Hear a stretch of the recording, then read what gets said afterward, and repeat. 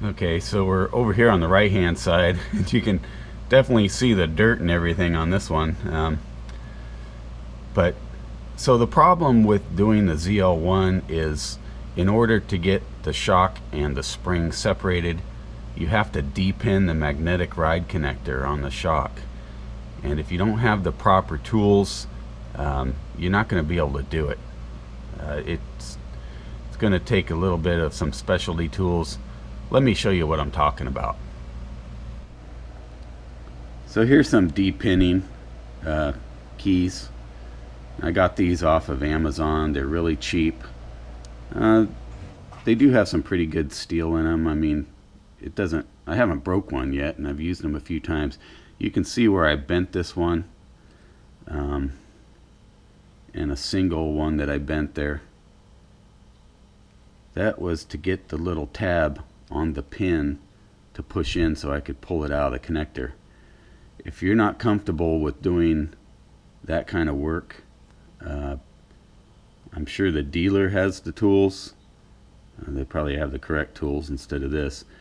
But the GM service manuals does not tell you how to actually depin them.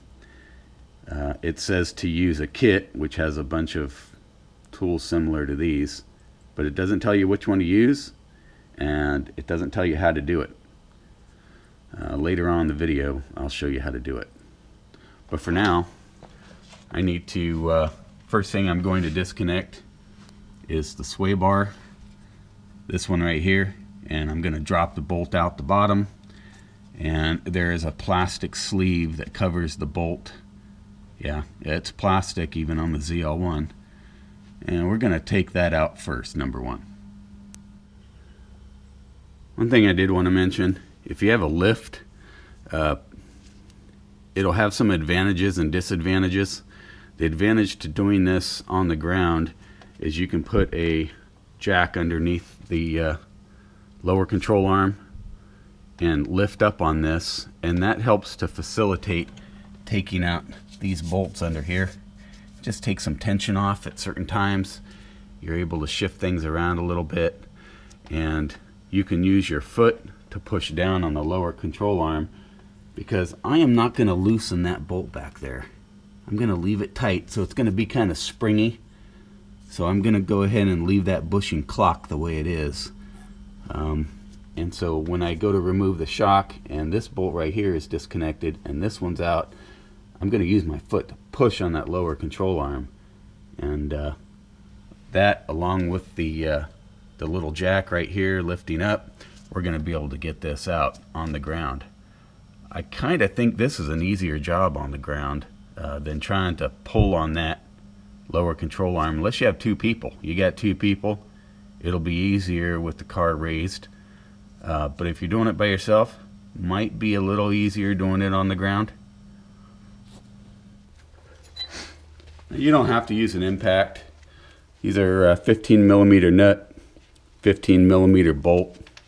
You can do it with hand tools. It's just easier with an impact.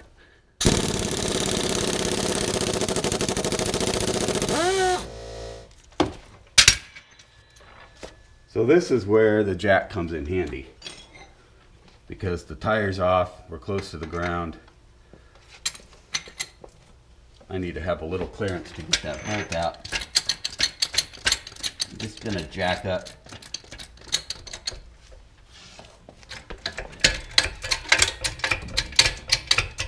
Jack that up a little bit. And out comes the bolt. So here's the bolt. And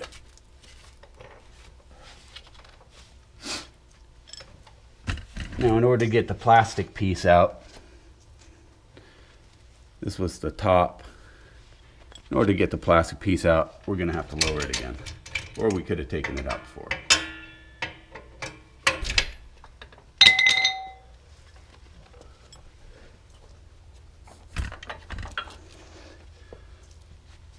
So yeah, that's the plastic piece.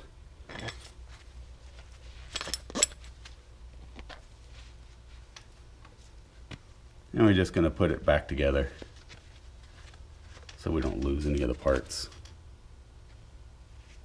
So I'm going to loosen up the shock bolt, and that's going to be a 21 millimeter. And we're going to back it up with the box end on the back side. We're not going to completely take this bolt out yet because I want to loosen up here, but we are going to loosen that since it's just right there and easy to get to.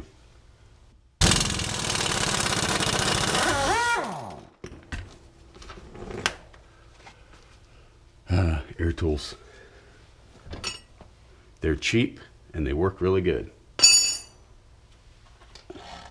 Now that bolt there that ties the knuckle to the lower control arm, that's going to be an 18 millimeter. You notice that that one had the nut facing out and this one has the bolt facing out. The reason for that is with the tow rod and the trailing arm, well, actually I believe it's the trailing arm, it's kind of in the way to be able to push a bolt in, and it's a lot easier to take the nut off from the side. So make sure you put it back together the same way. Well, it'll be a lot easier anyway. It might be a little shaky. I've only got one camera, so this is a brake line going from the inner part of the caliper to the outer. If you use an 18 millimeter deep socket, you're going to be riding right up against that brake line. See what I mean? And probably not good for the brake line. So I'm going to use an 18 millimeter standard socket. Now, I know that this is not particularly the right way to do this because it's not impact rated, which means it can crack, things can shatter. So you got to be kind of careful. But 18 millimeter was the only one I had, and clears that much better. I suppose you can run it into it, but so we're going to put the impact on that, put a wrench on the back side, and yeah, go to town. Those bolts up here, there's 4 of them. They're 15 millimeter. I'm losing my lighting here. These I can get to with the impact and an extension. This one I can get to with the ratchet pretty easy. And that one, it's going to take a regular wrench. So we're going to loosen this one first, just because with everything tightened down, this one should be easier to take out, and it's going to be the first we put in. And then we'll put this one in, and then well, you'll see. So I'm just got a box end on it. Box ends are great because you don't round out the nut with a bolt. Okay, so it's not horribly tight. The only place I can put you guys right now is on the rotor.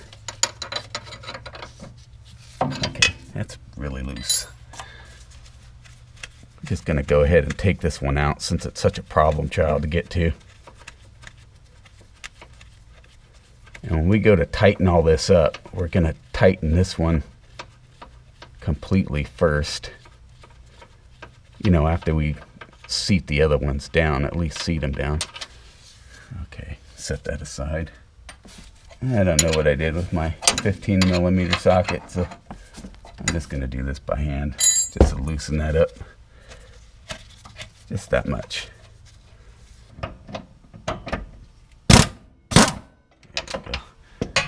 I'll just loosen that up for now till we can separate the lower control arm. Then we'll go ahead and take out that top. We want that to be held up there for now while we pull a shock out from the lower control arm. And that's going to take our foot pulling on it because of the spring tension, like I said, on that bushing. That is actually one of the places that they adjust for camber. It's got an eccentric bolt, eccentric washer against a stop.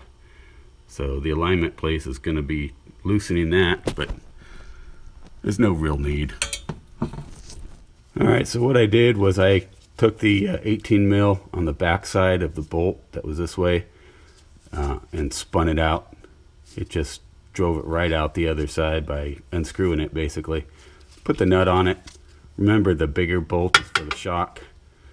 Smaller one is for the knuckle to lower control arm. I'm going to set this aside, and then I'm going to pull this one out as well. So I have the jack just barely touching that, just to keep up the rotor and everything from dropping if it's wanting to drop. I'm fully expecting the lower control arm to spring down a little bit. Now on this one, I use the ratcheting wrench to basically unscrew it, and it's loose enough that I can turn it. The reason it's unscrewing is because there's tension.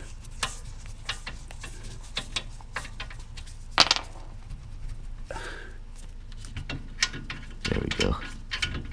Had a little bit too much tension on the jack.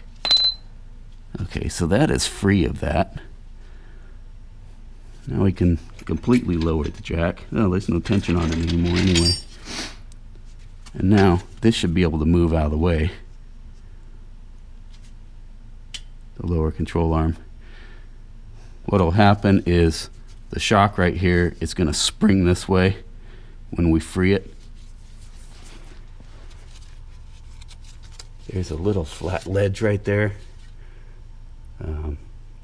That's going to be your friend when you go to reinstall it.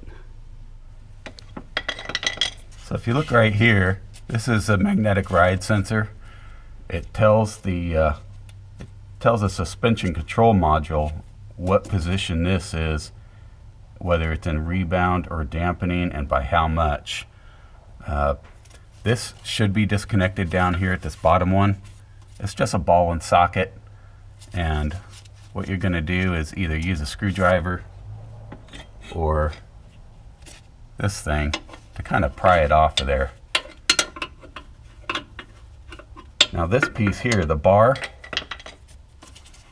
I don't know if it's metal, but it kind of bends.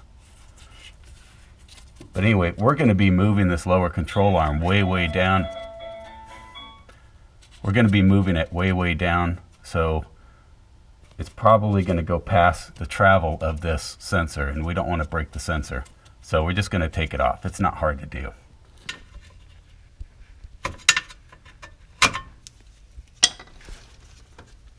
Just going to take that out of the way. Okay, so up there at the top of the strut, that is where the magnetic ride connector is. And if you can see to the left side, the gray zip tie, that is also connected to the strut. So you're going to have to pry that out. So once again, I'm using this. You're going to stick it under there. You're just going to pry that little Christmas tree zip tie thing out. And then reach up here and unplug it. You may want to do this before you unbolt the pieces in the bottom.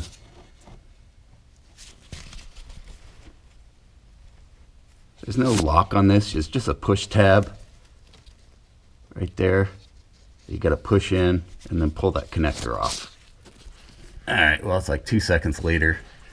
I didn't need two hands, I just needed to undo it with my right hand because of leverage. So now that it's disconnected, we're just going to lay this to the side. It will get in the way when we go to reinstall this, but so this is ready to come out. Just take out those other two bolts. So if I didn't mention it before, taking these two out before these two over here makes it a lot easier because these are easily reached with an impact. And if you take all three out, like I just forgot and did, it puts a little tension on this one, and now this one I'm not able to spin it with my fingers, so now I just got to get a ratchet on it. Alright, well, it didn't take much. Just use a ratcheting box end. Okay, so all the bolts are out to do the job.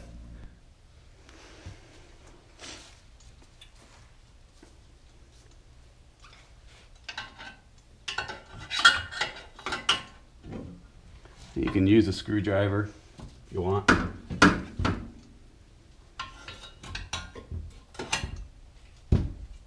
That's as low as that goes.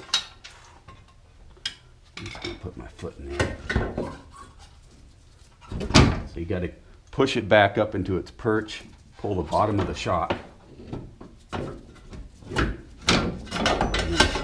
bring it out underneath the sway bar.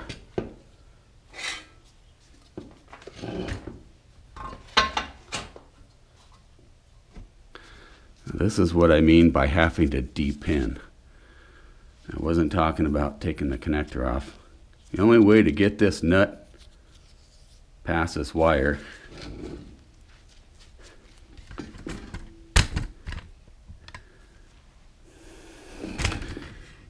is to take this connector apart and depin it from the inside and pull the wires out, leaving the shell. Then the whole thing can be disassembled. There's a close-up, kind of grungy, but you can see how this separates. It's just a latch, and there's one on the back side, and this plastic shell will separate from the split loom, and you'll see the wires going inside. The depinning happens here.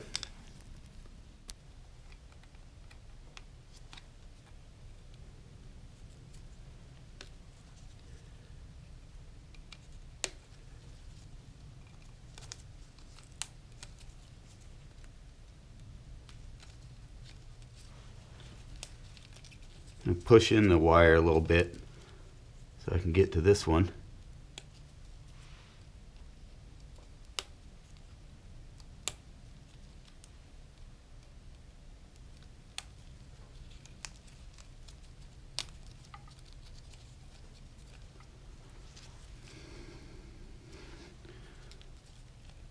Now do yourself a favor. I doubt if polarity matters, but I'm not positive. So take a picture of the orientation of the white wire to the black wire in reference to the connector. So there's the two pins, and on the bottom on the inside you're going to see a purple connector. Well, it's a purple lock. That purple piece should probably come out, and so you can get to the little latches that are keeping it in. If you have the proper tool, it's possible you don't need to take that out, because the manual didn't say to. But I don't think the tool I have is going to release those with that in there.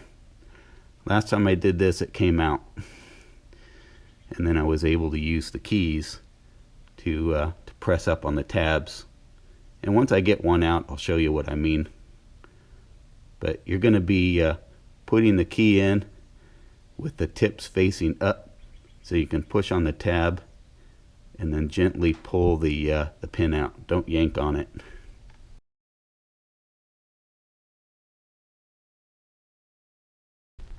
This one came out easier than the first one. It helps when I see the pin orientation and trying to learn how to take the thing apart. But I got one of them out. There goes the second one. Now you can see that's the back of the pin. There's the front, and it's kind of smashed in, but there's a tab, and we're going to want to pull those up a little bit so when we go to put it back together, it'll snap into place.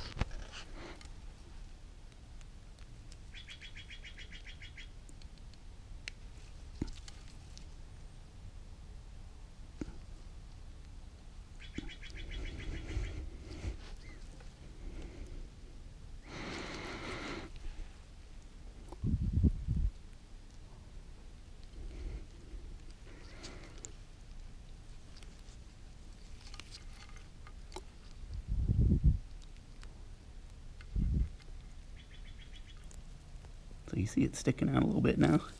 That's how it latches in. And when we pressed with the tool, it pushed it in so we could slide the pin out. Now I did not have to take out that purple thing like I thought. It's just, the first time I did this, the purple thing came out. And that's because this was straight and I had twisted it. So I put about a 45-degree angle on that, and those are spaced the same as the holes. You can check it out to see which one you need. On this particular one, it's the middle one. But I pushed it in until the two prongs went inside the holes on the purple piece, and then I flattened it out and I rubbed along underneath the pin, and you can feel when it's engaging that tab. And when it engages, you just push up a little bit and move it back and forth while you gently tug on this, kind of push and pull. And when it releases, you should be able to take them both out. Putting it back in is easy. They just snap in, no problem. But that's how you depin that connector. And now that it's out, we can take the thing apart. And of course, we're going to clean it. Now that we have this off, we're going to have to take off this 18mm nut. And to do that, I'm going to use a ratcheting box end. These are really great until they get stuck. Oh, shoot. Well, we'll be right back as soon as that thing turns off. Okay, friends, we're back. Sorry about that. My heat pump kicks on. I'm right next to it in the garage. So 18mm. I don't know why GM didn't set this up more like the fronts with this wire coming out the center. But get this. This bugs me. So 9mm, sloppy. 8mm won't even go on. If you don't have some gear wrenches, you might want to get some if you plan on doing a lot of wrenching on your car. You can use the metric adjustable. I found an 11/32 gear wrench actually works. So we're going to put that in tightening mode so it can go the opposite. Okay, so that doesn't go on like that, but this goes on pretty snug. There it is. Now that is much tighter than the 9mm. So I have this setting kind of on the flat area so it won't rock so much.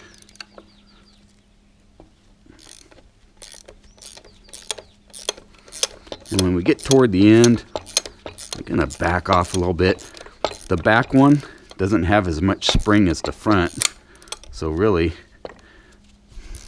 it's not going to come flying out like the front one.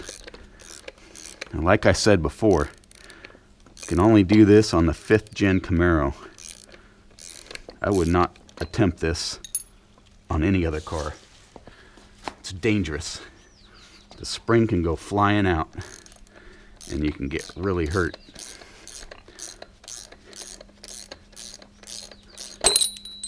So that's it. So as we take this apart, we're going to take note of how these go back together so we can reassemble it.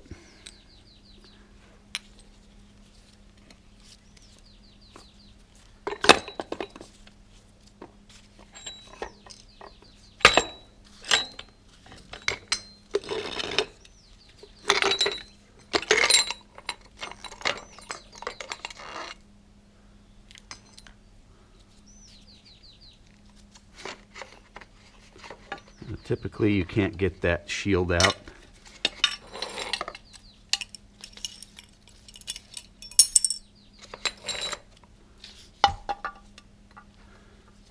Through the bottom. You have to take it out through the larger area of the spring. So you can see the rubber marks from that. So you know that's going to go that way with this. And then the top hat, and then of course this setup. That's interesting. I don't remember that on the last one, that little plastic piece. I wonder if it had to have been there. Okay, something you'll notice about the spring is it has this rubber piece on, and I believe that is preventing squeak when the car compresses. So since the factory did that, these are glued on, these don't come off. We're going to do that to the new spring.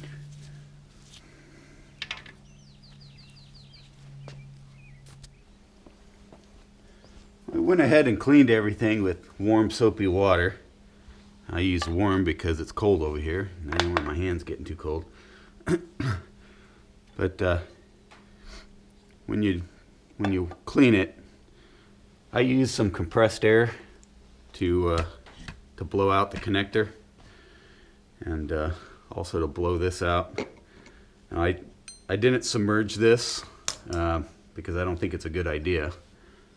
I just used the brush to clean it up.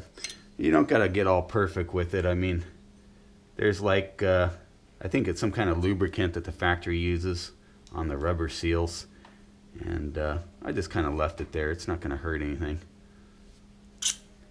And once again, if you drop the shock or ding the chrome surface, well, if you ding it bad enough, it'll wipe out the seal and start leaking. If you drop it, you'll bend the rod and it'll leak if it doesn't actuate at all.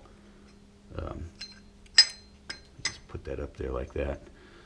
So the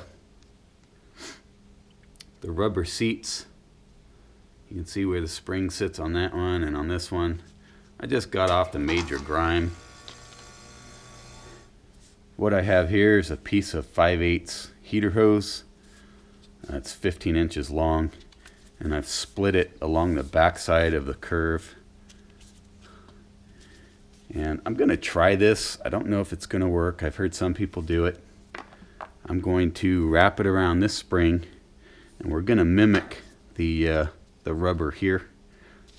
My concern is that eventually this is going to come off or something else. So, because I'm not going to glue it to the spring. I'm just going to put it in place. They do make aftermarket spring dampers. I don't remember what company it is. If I find it, I'll put it in the description, but you could probably Google it and find them. And they just kind of clip on all the way around. So we're going to try it with this one.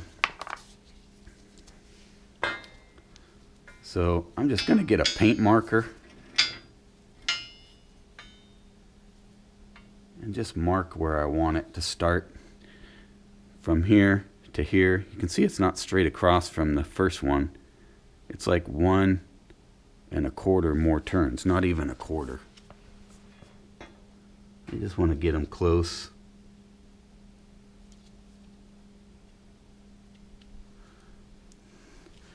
That's why I don't put it on the wrong coil.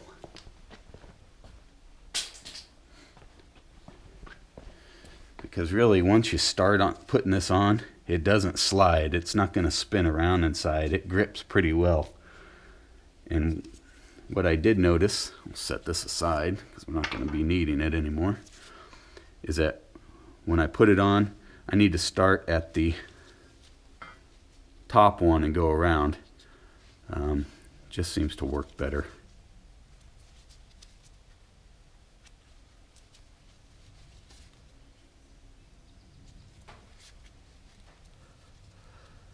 You'll notice as I'm putting it on, it kind of helps to twist it.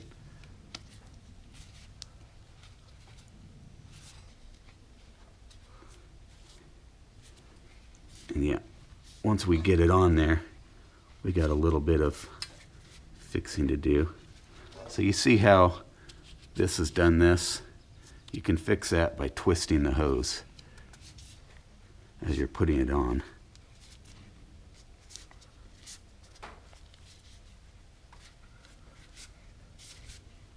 Just give it a little turn.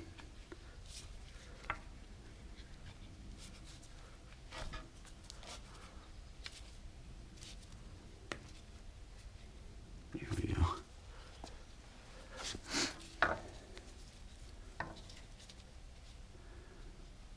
You can see it's not exactly straight. That has to do with the turning. what we want to make sure of is that when this spring comes down onto this one, that the rubber doesn't hit the rubber.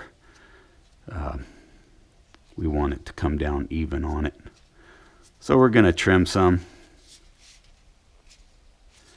We're going to trim a little bit off the back side of this lower one. And I think that's all we'll have to do just to keep it from hitting this piece of the hose. We'll give this a try. If it doesn't work, it's in a position on the car. All we'd have to do is take the wheel off and yard this out and then try the clip-on ones. You're not going to have to take out the spring. Alright, well, it's not perfect, but it'll do for now. Heck, it might do for good. This stuff really doesn't want to spin on here at all. So it'll be interesting to see how long they last on the car. I'll have to do an inspection after a while. But got the important part of it. When the spring compresses, rubber's going to miss rubber. So now we can go ahead and put it together. And so we just brought the shoe down, whatever they call this, and put the rubber piece on here. Now this thing will spin, so you can move it however you need to. We're not going to worry about where this one's clocked on the bottom, even though in the service manual they tell you to clock it a certain way. This end and this end do not stop in the same places as a stock spring. The one that's going to matter is the top one, because it's only going to go on one way to the car, and it's got this. This one will rotate, so we can clock that later. So now that we got the rubber on there, we're going to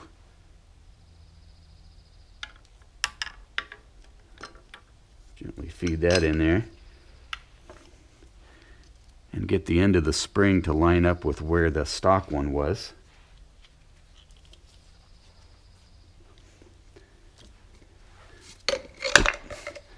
Then we're going to take the dust shield, and it's dry inside. I didn't get that wet.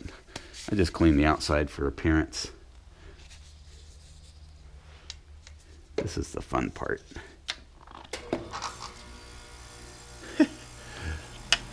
Never fails.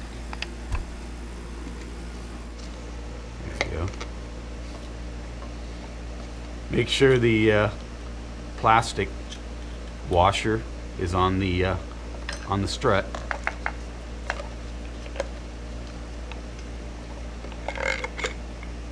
Go ahead and put that in.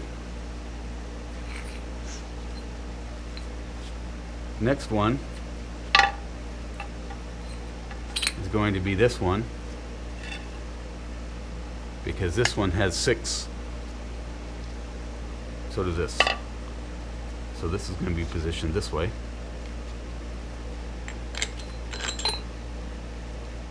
And we're going to take this, put that on there.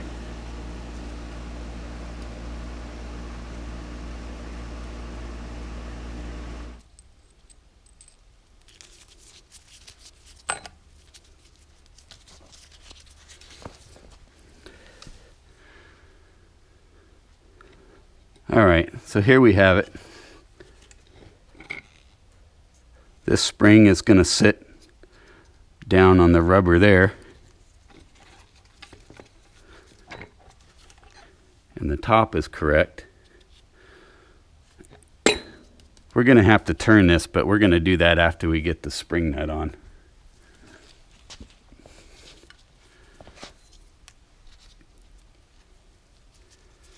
And of course, you know the orientation of the washers because the rubber left marks on them.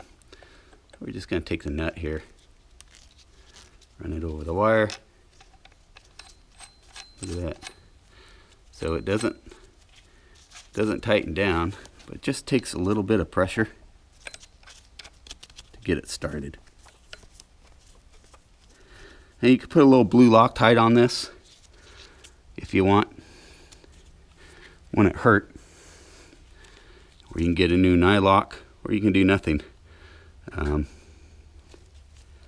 Technically, nylocks are a one-time use, so I'm going to put a little blue Loctite on it.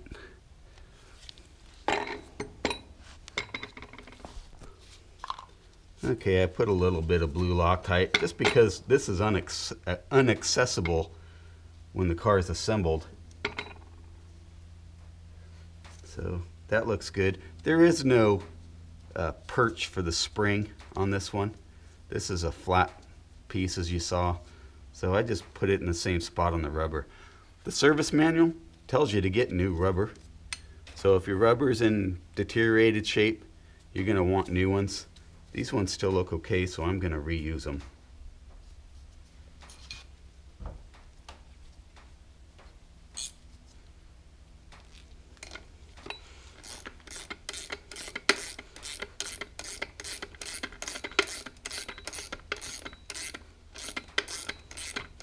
Going to tighten that up.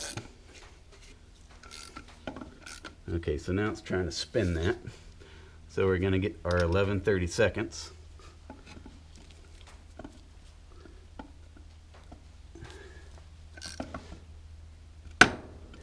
We're going to tighten that up. That's still good. That's good. Now, if you had the proper tool, which I don't, this would go to 59 foot-pounds. Let me double check that. Oh, my mistake. I think 59 was for the front. This one's only 33 foot-pounds. So it doesn't take a whole lot. 45 nanometers. We're going to feed the wire through just like that. We're going to have some more torque specs for you coming up. But yeah, 33 foot-pounds. I don't have that special little tool, the J35669. We're just going to do it by hand, and we're going to call it good at that. 33 foot-pounds, it sure isn't much. That's about right. Seems like I'm putting a lot of force on it, but I'm not really. So this little hole right here, you're going to run the wire back through that hole and out this square one. It's kind of tricky. Helps my gloves on all the way. Yeah, I know I'm a girly man because I wear gloves. Now this is where your photograph's going to come in handy. Make sure your little tabs are still sticking up on your connector.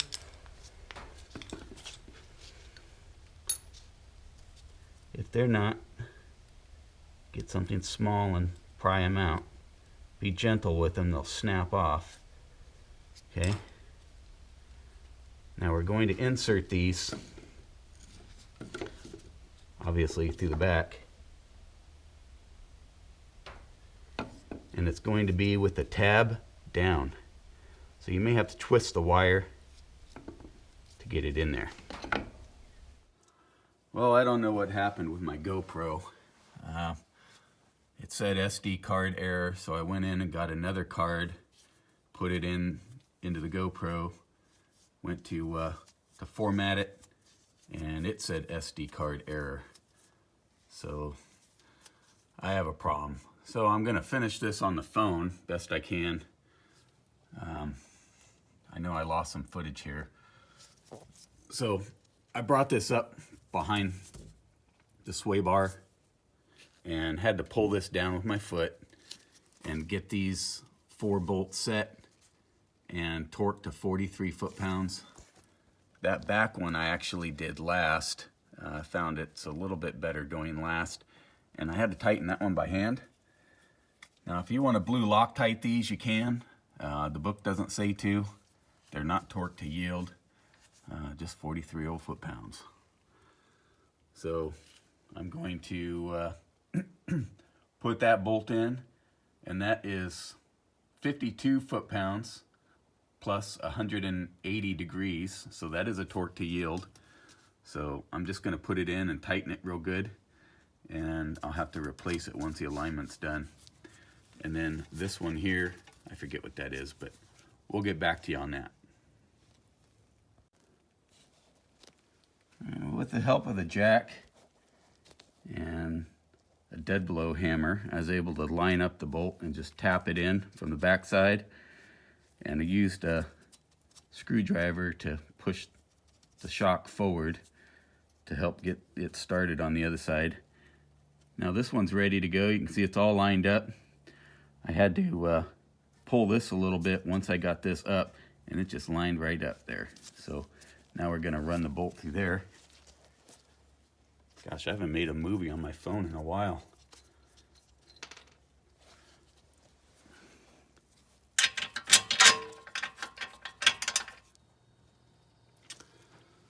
So with all 4 of those bolts in, the shock bolt and the knuckle bolt, now I can finally tighten them all up. This one was a little bit difficult. I had to jack up the lower control arm and the rotor, 2 different jacks, just to get it to line up. It just wasn't doing it for me. I must have forgot what order. But if the upper control arm is loose, the knuckle should move. I didn't want to do that, so I just fought with it a little bit. Jacked it up, it lined up, and the bolt slipped right in. I put a nut on it. So 43 foot-pounds for that one.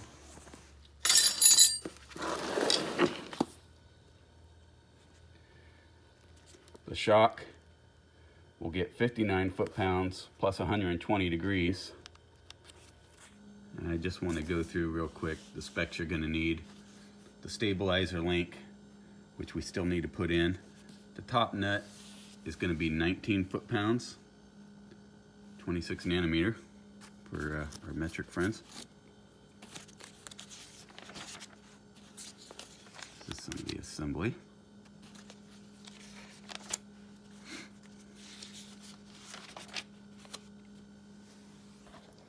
And as said before, those 4 bolts on top, 43 foot-pounds, 58 nanometers.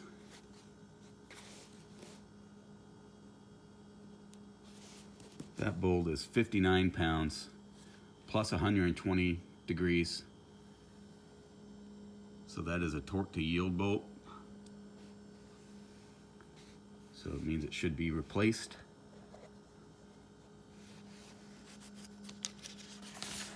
I was looking for the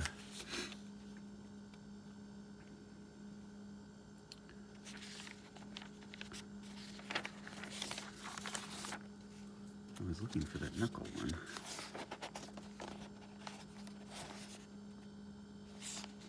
There it is. 30 foot-pounds, 120 degrees for that one. When you got all those tight, it should be done. Go back in, don't forget. Reconnect that to your lower control arm from the sensor. And you can push it on by hand. It is a little bit tough. And then go up on top, reconnect your shock connector. You should hear a click, and then push the gray zip tie in. And you're done. Just put the wheel on. All right, everybody, we got it done. Got the stabilizer back. Got it torqued to 19 foot-pounds. Got the other ones torqued according to the manual. Got the wire connected up on top and the zip tie pushed back in. And we got the sensor connected back to the lower control arm. Everything's ready to put the tire on and take it out for a test drive. See how much it squats in the back. But hey, if you like this video, give it a thumbs up. Consider subscribing. It gets my name out there on YouTube. And maybe one day I'll get a better camera, or at least better memory cards. Don't know what happened there. Sorry about that. I really wish I could have did better video on the rear. But the important thing you did see was the magnetic ride depin and how to get that off. Check out Fast Tech's video. I'm gonna link it at the end of this one. You'll be able to click on it. It's detailed as well, and you'll enjoy that video. It is an hour long. So anyway, hope to see you guys again.